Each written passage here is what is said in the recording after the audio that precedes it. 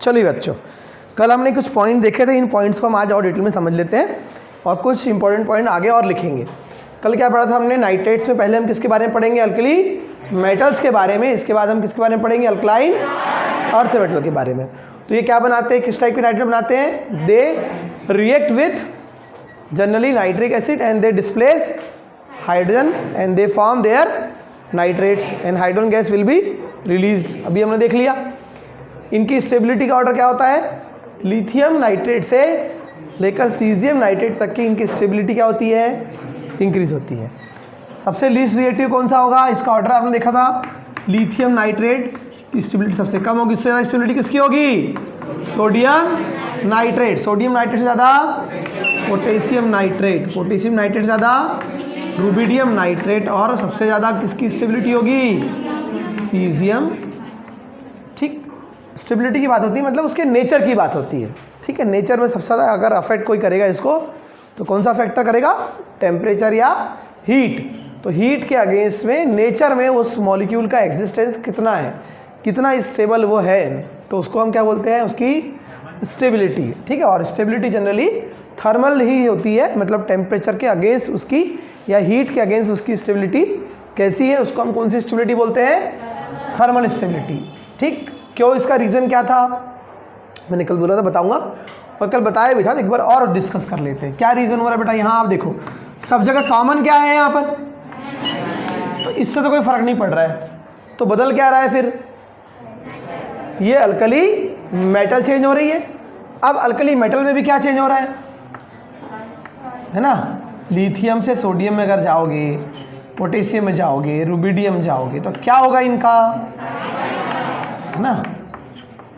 ठीक, तो इनका क्या होगा बताइए ज़रा? एटॉमिक, आपको सबको पता है, अभी तक तो याद हो गया होगा, क्या कि टॉप टू बॉटम जाने पर नंबर ऑफ ऑर्बिट बढ़ते हैं। नंबर ऑफ ऑर्बिट बढ़ने से एटॉमिक साइज बढ़े। अब एटॉमिक साइज का रिलेशन यहाँ किससे है ना? ठीक है, समझ लो इसको ध्यान से, बहुत काम आएगा आपके। अभी अगले सल्फेट पढ़ेंगे, कार्बोनेट में भी यही था। ठीक है, नाइट्रेट में भी यही है और सल्फेट के भी यही आएगा। तो सबका कॉन्सेप्ट, सबका रीज़न एक ही है, क्या कि नंबर ऑफ ऑर्बिट बढ़ने से क्या होगा बेटा? बताओ जल्दी से। एटॉमिक साइज बढ़ गया। एटॉमिक साइज बढ़ने से क्या हो गया? पहले तो दो रिलेशन पढ़ना है हमको, है ना? पहला रिलेशन पढ़ना है हमको आईपी वाला। आईपी क्या हो जाती है? कम। क्यों? वाई नहीं, जिससे पूछूंगा बताएगा रीजन, ऐसा नहीं। ठीक है, बताओ बेटा आप। क्यों कम हो जाती है?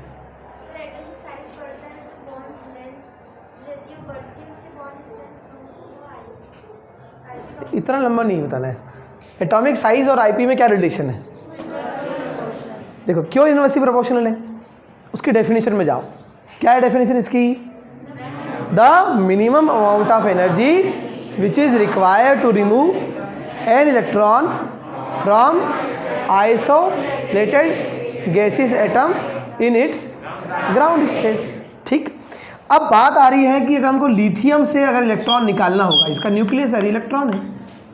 ठीक है, लिथियम में 2 ऑर्बिट होते हैं, 2 ऑर्बिट बना लेते हैं। ठीक है, अब ये पॉजिटिव चार्ज है और ये क्या चाहेगा? इसको अपनी तरफ अट्रैक्ट करना चाहेगा। अब यही बात सीजियम तक ले जा लो तो क्या होगा? अब यहाँ पर इलेक्ट्रॉन और इस न्यूक्लियस के बीच की डिस्टेंस क्या हो गई? ठीक है, तो अट्रैक्शन फोर्स इस इलेक्ट्रॉन का लिथियम में ज़्यादा होगा कि सीजियम में ज़्यादा होगा? बताओ ज़रा। और आपकी डेफिनेशन क्या बोलती है आईपी की? The minimum amount of energy. क्या बोलती है? द मिनिमम, मतलब एनर्जी वो कम से कम एनर्जी जो इलेक्ट्रॉन को निकालने के लिए रिक्वायर्ड हो। क्या हो? रिक्वायर्ड हो। ठीक, तो किस में कम लगेगी एनर्जी? मैंने एग्जांपल दिया था आपको, किसी चोर को अगर कोई सामान चुराना होगा और वो हमारे घर के बाहर रखा है, आंगन में रखा है, घर के अंदर रखा है, तो बाहर वाला सामान वो आसानी से चुरा लेगा। सिमिलरली इस इलेक्ट्रॉन को निकालना है हमें, ये न्यूक्लियस के क्या है, बहुत पास में है, तो इस न्यूक्लियस पे इसका अट्रैक्शन फोर्स ज़्यादा होगा, तो यहाँ से इलेक्ट्रॉन को निकालने के लिए एनर्जी आपको ज़्यादा लगेगी। क्लियर है? टॉप टू बॉटम आने पे क्या हो गया, नंबर ऑफ ऑर्बिट बढ़ गए, एटॉमिक साइज बढ़ गया, तो न्यूक्लियस और इलेक्ट्रॉन के बीच की डिस्टेंस बढ़ गई। अब ये एनर्जी आपको क्या लगेगी, पहले से कम लगेगी। इसलिए हम बोलते हैं कि एटॉमिक साइज बढ़ने से आईपी क्या हो जाता है ना। आईपी क्यों बोला हमने इसको, क्योंकि जब ये इलेक्ट्रॉन डोनेट करेगा तो इसके ऊपर चार्ज किया जाएगा, पहले न्यूट्रल रहता है, बाद में चार्ज किया जाता है उस पर, अरे आयनाइज हो जाएगा ना। सोडियम इलेक्ट्रॉन देगा तो सोडियम ही रहेगा क्या, इलेक्ट्रॉन निकाली ना आपने, तो पहले न्यूट्रल था, अब क्या हो गया, वो आयनाइज हो गया। तो आयनाइज करने के लिए अपने आप आयनाइज हो जाएगा क्या, एनर्जी लगेगी, पावर लगेगा, उसी को हम आयनाइजेशन एनर्जी बोलते हैं, उसी को हम आयनाइजेशन एंथैल्पी बोलते हैं, उसी को हम आयनाइजेशन पोटेंशियल बोलते हैं, उसी को हम आयनाइजेशन पावर बोलते हैं। क्लियर है? ठीक, तो ये अपने आप हो जाएगा ये काम, क्या नहीं ना, कुछ एनर्जी लगेगी तब तो होगा। तो इस इलेक्ट्रॉन को निकालने के लिए, अच्छा इलेक्ट्रॉन क्यों निकला, देखो साइंस पढ़ रहे हो आप, हर बात का आपको रीज़न मिलेगा। इलेक्ट्रॉन क्यों निकलना चाह रहे हैं बताओ, अच्छा एक ही क्यों निकला, पहली बार सवाल की निकला क्यों, दूसरे सवाल की एक ही क्यों निकला, तीसरा सवाल की आपने इसको गैसियस फॉर्म में क्यों ले गए, चौथा सवाल की आपने डेफिनेशन में आइसोलेटेड गैसियस एटम क्यों बोला, मॉलिक्यूल भी तो बोल सकते थे। सॉलिड फॉर्म से क्यों निकाले आप, क्यों नहीं निकाले अपने, लिक्विड से भी निकाल सकते थे, गैस से भी निकाल सकते थे। तो हर चीज़ के पीछे जो एक एक वर्ड आप यूज़ कर रहे हैं सबके पीछे रीज़न है, और रीज़न में पहले भी बता चुका हूँ आपको कि आइसोलेटेड फॉर्म में क्यों रखेंगे, क्योंकि आपको उसको इंडिविजुअल एटम के लिए फाइंड आउट करना है कि उस एटम से इलेक्ट्रॉन निकालने में कितनी एनर्जी लगेगी। गैसियस फॉर्म में क्यों लेंगे बताओ, अरे गैसियस फॉर्म में क्या होता है, जो पार्टिकल्स होंगे वो क्या होंगे, दूर दूर होंगे, तो उससे लूजली हेल्ड हो जाएगा इलेक्ट्रॉन, लूजली हेल्ड हो जाएगा तो इलेक्ट्रॉन निकालना इजी हो जाएगा, तो एनर्जी आपको कम लगेगी। ठीक है, तो इसलिए हम बोलते हैं डेफिनेशन में ही the minimum amount of energy which is required to remove an electron from any isolated gas, molecule के फॉर्म में नहीं, आइसोलेटेड फॉर्म में, और कौन से एटम में। ठीक, तो ये डेफिनेशन क्या होगी, जब एटॉमिक साइज बढ़ जाता है तो इलेक्ट्रॉन को निकालने के लिए लगने वाली एनर्जी की वैल्यू कम हो जाएगी। ठीक, तो कौन, अगर हम बात करेंगे अल्कली मेटल में इन सब से, तो सबसे इजीली इलेक्ट्रॉन किससे निकल जाएगा बताओ मुझे, सीजियम से निकल जाएगा। क्यों, एटॉमिक साइज बढ़ गया तो आईबी की वैल्यू कम हो गई, तो जल्दी से इलेक्ट्रॉन निकल जाएगा। क्लियर है? तो ये पहला कॉन्सेप्ट आपने पढ़ा। दूसरा कॉन्सेप्ट क्या पढ़ते हो आप, सेम है यहाँ तक की, है ना। एटॉमिक साइज बढ़ने से क्या हो जाता है बताइए, बॉन्ड लेंथ बढ़ जाती है, दिख रहा है आपको। ठीक है, और बॉन्ड लेंथ बढ़ जाती है तो बॉन्ड की स्ट्रेंथ कम हो जाती है, तो बॉन्ड स्ट्रेंथ और स्टेबिलिटी में क्या रिलेशन होगा, जिसकी बॉन्ड की स्ट्रेंथ और स्टेबिलिटी में क्या रिलेशन होगा, जल्दी बताइए क्या होगा, बॉन्ड की स्ट्रेंथ कम है तो उसकी स्टेबिलिटी कम है।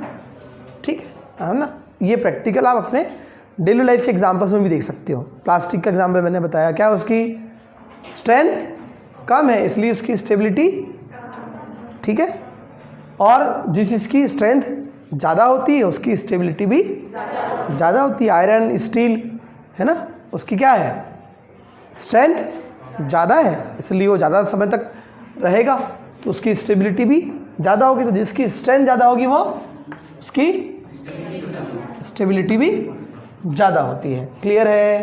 ठीक, पहले मकान कैसे बनते थे, गांव में मकान मिट्टी के बनते थे, समझ में आ रहा है, अब किसे बन रहे हैं। ठीक है, क्यों, क्योंकि इसकी स्टेबिलिटी ज़्यादा है, स्ट्रेंथ ज़्यादा है, लोहे की, कंक्रीट की, तो स्ट्रेंथ ज़्यादा है इसलिए उसकी स्टेबिलिटी ज़्यादा है।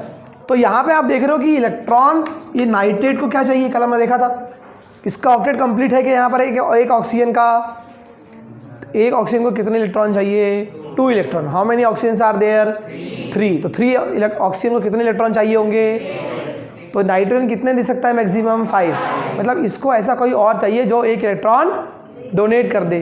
कितने इलेक्ट्रॉन डोनेट कर दे, 1, तो किसके पास जाएगा, मैक्सिमम कोशिश करेगा किसके पास जाएगा बॉन्ड बनाने के लिए, जो 1 इलेक्ट्रॉन डोनेट करता होगा, जैसे कि हाइड्रोजन, और हाइड्रोजन से मिलकर क्या बना लेते हैं ये HNO3 बना लेता है। कौन सा एसिड? और पूरे पीरियोडिक टेबल में ऐसा कौन सा ग्रुप है जो एक इलेक्ट्रॉन डोनेट करता है? Alkali metals. क्योंकि क्यों करता है? क्योंकि इनके आउटर मोस्ट शेल में 1 इलेक्ट्रॉन, और 1 इलेक्ट्रॉन, ये एक कारण हुआ, लेकिन दूसरा कारण क्या कि 1 इलेक्ट्रॉन को डोनेट करके अपना क्या कंप्लीट कर लेते हैं, और कैसे हो जाते हैं? स्टेबल। स्टेबिलिटी का रूल क्लियर है। तो हर चीज़ के पीछे आपको सब कनेक्शन मिलेंगे। तो आपने ये वाला कॉन्सेप्ट भी देखा, ये वाला कॉन्सेप्ट भी देखा, तो क्या समझ में आ रहा है? अब नाइट्रेट को इलेक्ट्रॉन चाहिए। अब ये गया लिथियम के पास, ये गया सोडियम के पास, ये गया पोटेशियम के पास, ये गया रुबिडियम के पास, और ये गया, किसने इलेक्ट्रॉन आंसर दे दिया? आंसर दे दिया। और एनर्जी भी क्या लगी? तो एनर्जी और स्टेबिलिटी में क्या रिलेशन होता है?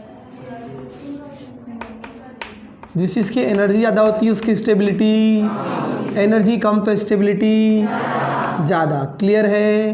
तो एनर्जी क्या लग रही है? कम लग रही है। तो ऐसे बॉन्ड की स्टेबिलिटी क्या होगी? ज़्यादा होगी। जब आपको गुस्सा आता है तो आपकी एनर्जी बढ़ जाती है और आपकी स्टेबिलिटी, अब तो फुडून टाक है ना। अब क्या लगता है? किसको मारूं किसको पीटूं, ऐसा लगता है ना। ठीक, कितने लोग यहाँ पे ऐसे कुछ सामान वामान घर में एक्सपेरिमेंट करते रहते होंगे। ठीक, ये देखो, ठीक, पहले सामान पे तुम एक्सपेरिमेंट करो तोड़ फोड़, और घर में फिर पापा मम्मी तुम पे एक्सपेरिमेंट करेंगे। ठीक है, तो एनर्जी और स्टेबिलिटी का रिलेशन याद रखिएगा। तो क्या हो रहा है यहाँ पर? इलेक्ट्रॉन इजीली निकल जाएगा, बॉन्ड इजीली बन जाएगा, एनर्जी कम से कम लगेगी, एनर्जी कम तो स्टेबिलिटी ज़्यादा। तो ये सब चीज़ें हमने पढ़ ली थी, उसके आगे हम पढ़ते हैं। ठीक, ये थर्ड पॉइंट सबको समझ में आ गया। फोर्थ पॉइंट, सबसे कम स्टेबिलिटी किसकी है? किसकी है? लिथियम की है। तो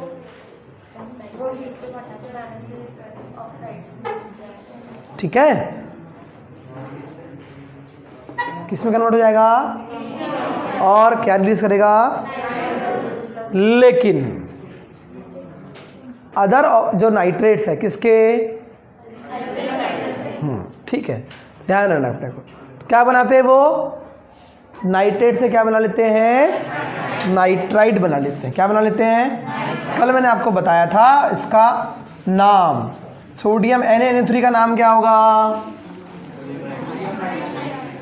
NaNO3 का नाम क्या होगा? Sodium nitrate. लेकिन अगर वो, है ना, आप लोग को रिपीट नहीं करना है, कुछ लोग पीछे बैठ के, है ना। अच्छा, ये रोटेशन होता है तो कुछ लोग पीछे कैसे फिक्स बैठ जाते हैं वहाँ पर? अच्छा, देयर इज नो रोटेशन। अच्छा, ठीक, रिजर्व सीट है। सर लोग को बोलना पड़ेगा एक्स्ट्रा फीस लो इनसे, है ना। चलिए, यहाँ पर ये क्या है बेटा? क्या है ये? नाइट्रेट। और ये क्या है? इसका नाम क्या हो जाएगा? नाइट्राइड। ध्यान रहेगा। और अभी हम पढ़ने वाले नाइट्राइड। क्या पढ़ेंगे? नेक्स्ट टॉपिक आएगा, याद रखिएगा। अब हम पढ़ेंगे इसके बाद में नाइट्राइड। मैंने आपको आइड वाला कॉन्सेप्ट बताया था क्या? किसने बोला यस से? बता जल्दी से। हाँ बता बेटा, क्या बताया था? Very good. तो यहाँ पर नाइट्रोजन के ऊपर कितना माइनस चार्ज रहेगा? बताओ तुम, कितना रहेगा? माइनस। Very good. क्यों? क्योंकि आउटर मसल में कितने इलेक्ट्रॉन है? 5। कितने और इलेक्ट्रॉन चाहिए इसको ऑक्टेट कंप्लीट करने के लिए? 3। Very simple, sit down. तो कितना हो जाएगा ये? क्या गेन किया इसने? इलेक्ट्रॉन। इलेक्ट्रॉन पे चार्ज क्या चार्ज रहता है? माइनस। तो कितने माइनस चार्ज आएंगे? तो इसको नाइट्रोजन बोलेंगे क्या? क्या बोलेंगे? नाइट्राइड बोलेंगे। क्या बोलेंगे? नाइट्राइड बोलेंगे। क्लियर है? ठीक। आपको आपने ऑर्गेनिक केमिस्ट्री में पढ़ा होगा कि जब ऑप्टिकल आइसोमेरिज्म शो करते हैं तो ऑप्टिकल आइसोमेरिज्म शो करने से, है ना, डेक्स्ट्रो रोटेटरी और पढ़ा था आपने क्लॉकवाइज और। तो पॉलीक्रोमेटिक लाइट को जब मोनोक्रोमेटिक लाइट में कन्वर्ट करने के लिए निकोल प्रिज्म से पास कराते हैं। तो निकोल प्रिज्म का फॉर्मूला क्या होता है? Calcium carbide. ठीक है। तो यहाँ पर इस कार्बन के ऊपर चार्ज रहेगा। ठीक है, क्लियर। तो जब कार्बन के ऊपर कितना चार्ज रहेगा? Negative charge. तो सफिक्स में क्या आ जाएगा? आइड। तो अब इसको कार्बन नहीं बोलेंगे, क्या बोलेंगे? कार्बाइड बोलेंगे। क्या बोलेंगे? कार्बाइड बोलेंगे। वैसे ही सिमिलरली यहाँ पर नाइट्रोजन के ऊपर क्या चार्ज है? Negative charge. तो क्या होगा? ये नाइट्राइड। ये नाइट्रेट है, ये नाइट्राइट है, और ये नाइट्राइड है। क्लियर? S पर -2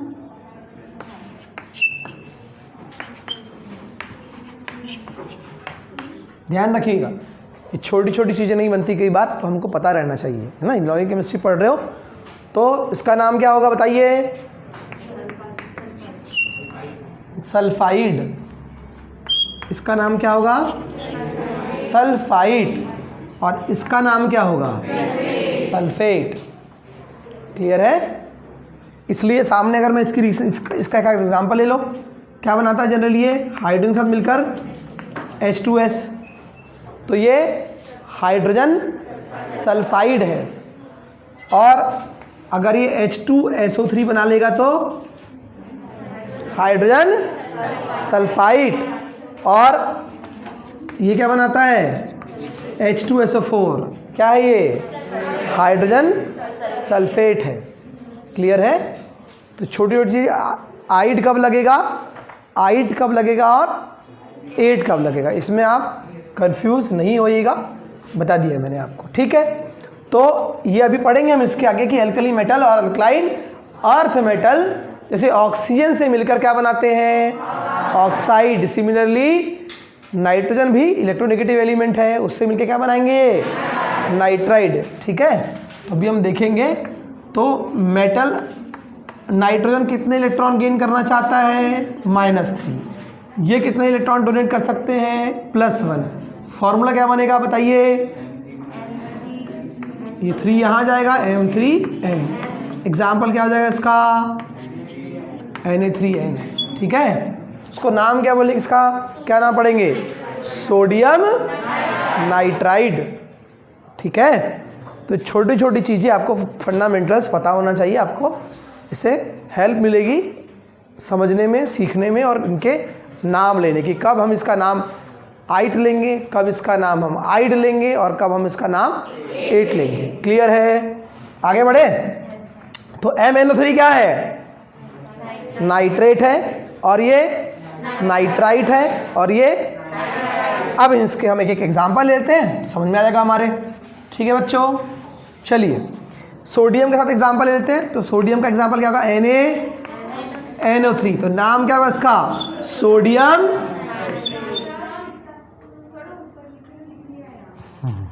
तो ऐसा हल्ला करते कोई बम फूट गया होगा, सर ऊपर। तो ऐसा एक आध जन खड़े होगा, उसको बोल दी एक्सक्यूज मी सर, है ना। तो ये क्या होगा? हाँ ना, ऐसा हल्ला कर रहे, ऐसा ना क्या हो गया ऐसा? तो क्या ये? ठीक है? सोडियम नीचे से ईंट लेके आया करो अपने डेस्क बेंच में लगाने के लिए। ठीक? वो रहता ना मूवी में, ऐसे ऑर्डर में। ठीक? तो ये सोडियम, अभी चला लो काम, फिर अगली बार से बताना, अगली बार थोड़ा सा ऊपर से लिखेंगे वहाँ से। तो क्या हो जाएगा? सोडियम। यहाँ अगर सोडियम बनेगा बॉन्ड तो क्या बोलेंगे बेटा इसको? सोडियम नाइट्राइड बोलेंगे। और ये वाला फॉर्मूला में क्या बोलेंगे? ये Na3, इसका नाम सोडियम नाइट्रेट, इसका नाम सोडियम नाइट्राइड, और इसका नाम सोडियम। क्लियर है? नोट डाउन कर लो, लिख लो, काम आएगा आपके। ठीक है? अगला पॉइंट फिर पढ़ते हैं।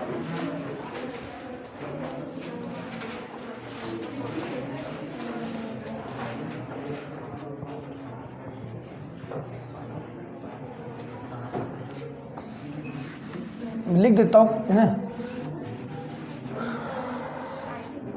इसका नाम क्या बेटा?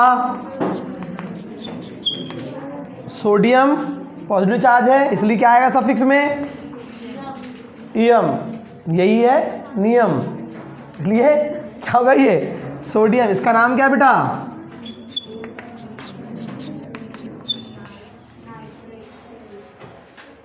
क्लियर है? Sodium nitrate. इसका नाम बताइए, सोडियम नाइट्राइट।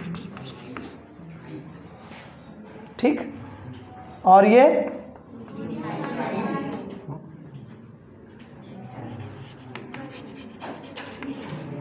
और अब इसको हम नाम रब लेंगे इसका सोडियम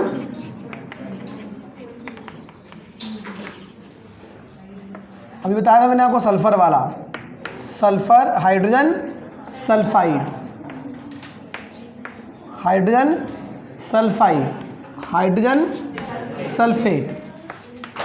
अब यहाँ पर सल्फर का बात नहीं रहे, ऑक्सीडेशन नंबर। नेक्स्ट आप लोगों को एक चैप्टर रेडॉक्स पढ़ लो, तुम्हारे बहुत काम का है सब ये, है ना। छोटी छोटी चीज़ें नहीं आती बाद में। फिर यहाँ ऑक्सीडेशन नंबर निकालेंगे तो +4 आएगा, यहाँ ऑक्सीडेशन नंबर निकालेंगे तो +6 आएगा।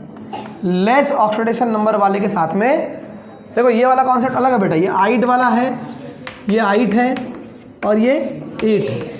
अब जो बता रहा हूँ मैं उसके नाम का बता रहा हूँ कि अगर ये एसिड है ना, आप पढ़ रहे हो ना एसिड बेस थ्योरी, ठीक। अगर ये एसिड है तो H+ आयन डोनेट करते हैं, इसलिए ये एसिड है। तो ये क्या होगा, अस, और ये होगा इक, तो इसका नाम क्या होगा, सल्फ्यूरस एसिड, और इसका नाम क्या होगा, सल्फ्यूरिक एसिड। क्लियर है, ठीक। सिमिलरली अगर यहाँ पर ये HNO2 बनाता है ना, ये कौन, नाइट्राइट, और ये क्या बनाएगा, HNO3, तो इसका ऑक्सीडेशन नंबर निकालेंगे अभी, तो ये +3 है और ये +5 है। क्यों, यहाँ ये कितने इलेक्ट्रॉन डोनेट करता है, कल देखा था हमने, कितने इलेक्ट्रॉन डोनेट करता है यहाँ पे नाइट्रोजन। अरे कल हमने NO3 पे कितना चार्ज निकाला था, -1, तो कितने इलेक्ट्रॉन डोनेट कर सकता है मैक्सिमम, 5, ठीक। तो यहाँ इसने 5 इलेक्ट्रॉन डोनेट कर दिया, यहाँ कितने डोनेट किया, 3। अभी कैसे किया बताऊँगा मैं आपको, कैसे लिखते हैं, ठीक। तो पहले अभी यहाँ देखो, इसका ऑक्सीडेशन नंबर यहाँ कम है, तो लेस ऑक्सीजन स्टेट वाले को हम क्या बोलते हैं, अस। मोर ऑक्सीजन स्टेट वाले के साथ सफिक्स का लगाते हैं हम, इक, तो इसका नाम क्या होगा, क्या होगा बताइए, नाइट्रस एसिड हो जाएगा। क्या हो जाएगा, और इसका नाम क्या हो जाएगा बताइए, नाइट्रिक एसिड हो जाएगा। क्लियर है, क्लियर, ठीक। तो ये छोटी छोटी चीज़ें आपको ध्यान रखना है। और मैंने आपको बताया कि ये क्या बनाते हैं, मेटल से रिएक्ट करके अगर नाइट्रोजन की रिएक्शन कराओ तो क्या बनाएंगे, क्या बनाएंगे, नाइट्राइट। तो ये क्या है, क्या है, नाइट्राइट, और ये क्या है, नाइट्रेट। तो ये कॉन्सेप्ट समझ में आया, सॉरी एक वाला भी कॉन्सेप्ट समझ में आया। आगे बढ़े, लेस ऑक्सीजन स्टेट में क्या पढ़ते हैं बेटा हम उसको, अस पढ़ते, क्या पढ़ते हैं, अस, और मोर ऑक्सीजन स्टेट में इक, जैसे कि H3PO3 और H3PO4। इसका नाम क्या लेंगे, ऑक्सीजन स्टेट निकालेंगे, यहाँ पर +3 आएगा, ये आएगा +5। ये कम है, दिख रहा है ना आपको, कम वाले के साथ सफिक्स का लगाओगे अस, ज़्यादा वाले के साथ इक। नाम क्या होगा इसका, फॉस्फोरस में है यहाँ, तो फॉस्फोरस एसिड, इसका नाम, यहाँ नाइट्रोजन था तो नाइट्रस एसिड, यहाँ सल्फर के साथ सल्फ्यूरस एसिड, और यहाँ सल्फ्यूरिक एसिड। क्लियर है, ठीक। अब यहाँ सीख लेते हैं कि नाइट्राइट वाली कंडीशन में चेंज क्या हुआ। नाइट्रेट जब था वो, और जब नाइट्राइट हो गया तो उसमें क्या चेंज आ गया, ऑक्सीजन तो कम हुआ, साथ साथ उसके चार्ज में क्या चेंज आया, ये सबने नोट कर लिए, नोट किए, तो क्या कर रहे थे फिर, साथ साथ नोट भी करते जाया करो ना। अब तो ऊपर लिख दिया मैंने।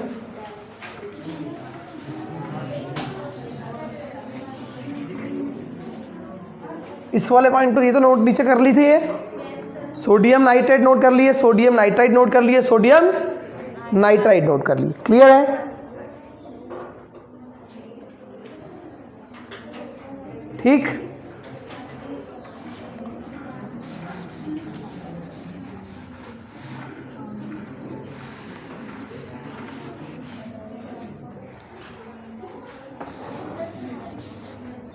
ये रिएक्शन तो नोट कर लिए, मिटा दे बेटा इसको।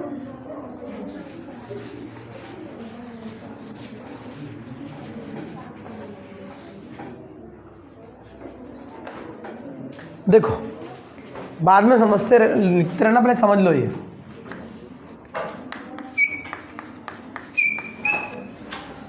Na-NO3 और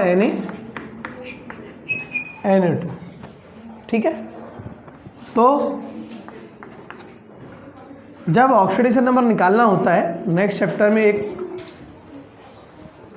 पीछे बात नहीं बेटा, ये नेक्स्ट चैप्टर में आपको डिटेल में चैप्टर ही पूरा मैं आपको ब्रीफ में बताता हूँ। यहाँ पर सोडियम कितने इलेक्ट्रॉन जिसका आपको ऑक्सीडेशन नंबर निकालना होता है उसको हम X मानते हैं, ठीक है। यहाँ किसका ऑक्सीडेशन नंबर निकालना, ऑक्सीडेशन नंबर मतलब उस कंपाउंड में जो मॉलिक्यूल है उस एलिमेंट ने कितने इलेक्ट्रॉन डोनेट किया है या कितने इलेक्ट्रॉन एक्सेप्ट किया है।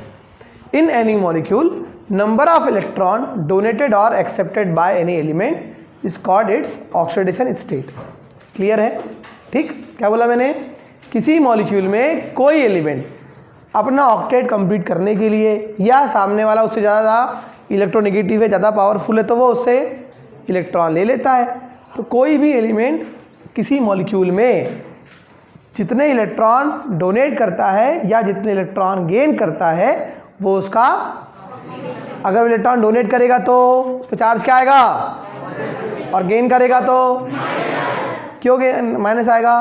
क्या गेन कर रहा है, इलेक्ट्रॉन, इलेक्ट्रॉन में क्या चार्ज है, तो उस पर भी क्या आएगा। सो सिंपल, इलेक्ट्रॉन डोनेट करने से क्या हो जाता है, प्लस चार्ज क्यों आ जाता है।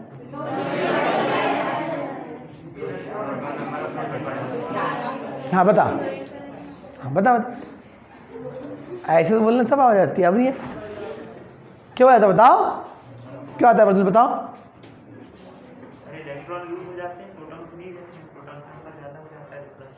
वेरी गुड, क्या होता है, सिट डाउन। जब नॉर्मल कंडीशन में न्यूट्रल स्टेट में क्या होता है, number of proton is equals to donate क्या किया, प्रोटॉन ज़्यादा हो गया, जितने प्रोटॉन ज़्यादा रहेंगे उतना प्लस ज़्यादा रहेगा। तो सिंपल है, यहाँ हमने पढ़ा है, देखा है कि इसकी इलेक्ट्रोनेगेटिविटी कितनी होती है बेटा 0.9, इसकी कितनी होती है 3, इसकी कितनी होती है, मैंने बताया था आपको फॉर्मूले जनरली क्या होते हैं इलेक्ट्रोनेगेटिविटी के, किस ऑर्डर में लिखे जाते हैं, ठीक। तो हमको इसने कितने इलेक्ट्रॉन दिया कितने लिया नहीं मालूम, पूरे मॉलिक्यूल पर चार्ज क्या है, कुछ चार्ज है क्या, तो क्या लिखेंगे 0 लिखेंगे। सोडियम कितने इलेक्ट्रॉन डोनेट कर सकता है, अच्छा तीनों आपस में जुड़े हुए इसलिए प्लस लगाएंगे, ठीक है। एक ऑक्सीजन को ऑक्टेट कंप्लीट करने के लिए कितने इलेक्ट्रॉन्स की रिक्वायरमेंट जल्दी बताइए, 6 है, 2 की रिक्वायरमेंट है, 8 इलेक्ट्रॉन कंप्लीट कर लेगा, मतलब ऑक्सीजन का चार्ज क्या आएगा, ठीक। इसको ऐसा लिख सकते हो, ऐसा भी लिख सकते हो, क्लियर है, ठीक। चलिए ऐसा भी लिख सकते, कोई दिक्कत नहीं है, क्लियर। तो यहाँ क्या होगा बताइए, क्या होगा, -2 चार्ज आ जाएगा। How many oxygen are there, 3।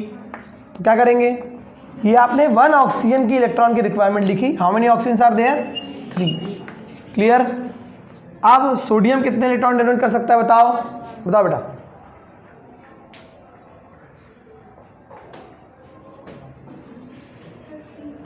Three, ठीक, 3 करेगा क्या, कब से पढ़ा रहा हूँ, है ना। कौन से ग्रुप का एलिमेंट है, फर्स्ट ग्रुप का एलिमेंट है। कितने इलेक्ट्रॉन उसके आउटर मोस्ट सेल में होते हैं, 1 होंगे। ऑक्टेट कंप्लीट करने के लिए कितने इलेक्ट्रॉन डोनेट करेगा, 1 करेगा। तो अब बताओ, अब यहाँ नाइट्रोजन की रिक्वायरमेंट देख लेते हैं हम, यहाँ क्या होगा बेटा बताओ, +1 x -2 × 3 माइनस कितना हो जाएगा बताओ जल्दी से, है ना। अच्छा थोड़ा आराम से कर लेते हैं, कितना है ना, समझ में आ गया, ठीक है। अब ठीक है, हाँ अब आया। इसका मतलब इसने नाइट्रोजन ने कितने इलेक्ट्रॉन डोनेट किया, और 1 की ज़रूरत थी तो वो किसने दे दिया, सोडियम ने। तो इस तरह से ये नाइट्रेट पर जो माइनस चार्ज था वो अब न्यूट्रल हो गया, ठीक। यहाँ पर देखते हैं हम, तो यहाँ इस कंडीशन में हम इसको NO3 को क्या पढ़ते हैं बताइए, क्या पढ़ते हैं, नाइट्रेट पढ़ते हैं, ठीक। ये जो आपने लिखा ना, क्या लिखा था यहाँ +5, मोर ऑक्सीजन स्टेट वाले के साथ में जनरली हम सफिक्स क्या लगाएंगे, लेस वाले के साथ क्या लगाएंगे, ठीक है। तो इसलिए हम यहाँ पे जब +5 वाली कंडीशन में है तो ज़्यादा है इसका ऑक्सीडेशन नंबर इससे, क्लियर है? नंबर ऑफ ऑक्सीजन बढ़ते हैं तो ऑक्सीडेशन नंबर बढ़ेगा। अभी आप अलग अलग डेफिनेशन पढ़ोगे ऑक्सीडेशन की, रिडक्शन की, तो उसमें भी एक डेफिनेशन यहाँ आती है। ठीक है, चलिए, तो अलग अलग लेवल पे अलग अलग हम डेफिनेशन को पढ़ेंगे रेडॉक्स में। तो ये क्या होगा, कितने ऑक्सीजन बेटा यहाँ? अच्छा, कोई चार्ज है क्या यहाँ पर? तो क्या लिख दें हम? 0 लिख दें। ठीक, क्या होगा? How many oxygen are there? तो और सोडियम कितने इलेक्ट्रॉन डिवाइड करेगा? 1। तो क्या आ जाएगा बताइए जल्दी से, कितना? फिर ना, अब आ गया सर, कितना आया? आ गया, समझ में आ रहा है? तो NO2 के फॉर्म में क्या है वो, कौन सा ऑक्सीजन शो करता है? अरे कौन सा करता है? ठीक, प्लस ऑक्सीडेशन स्टेट कौन शो करता है? +3। इसका अब क्या नाम आएगा इसमें? क्या आएगा? आइड। तो आपने क्या पॉइंट लिखा था? बताओ क्या पॉइंट लिखा था? कि लिथियम जो है, लिथियम का कौन? अरे क्या पॉइंट लिखे थे? लिथियम का क्या? नाइट्रेट क्या होता है? स्टेबिलिटी क्या होती है उसकी? कम होती है। तो क्या होता है वो, किस में कन्वर्ट हो जाता है? लिथियम के ऑक्साइड में, और नाइट्रोजन NO2 और रिलीज कर देता है। लेकिन बाकी के लिए क्या पढ़ा आपने? अदर नाइट्रेट्स के लिए क्या पढ़ा? कि वो किस में कन्वर्ट हो जाते हैं? नाइट्रेट से नाइट्राइट में कन्वर्ट हो जाते हैं। ठीक है, NO2 के फॉर्म में जब भी लिखा रहेगा तो क्या पढ़ेंगे उसको? नाइट्राइट पढ़ेंगे। समझ में आया है ना? आप लोग जब एग्जाम में लिखते हो बार बार बच्चे बहुत कंफ्यूज हो जाते हैं, कहीं 8 लिख देते हैं, कहीं 8 लिख देते हैं, कहीं आइड लिख देते हैं। तो अभी क्लियर हो गया आप लोगों को कि कब 8 लिखना है, कब आइड लिखना है, और कब फिर 8 कब 8 लिखना है, कब आइड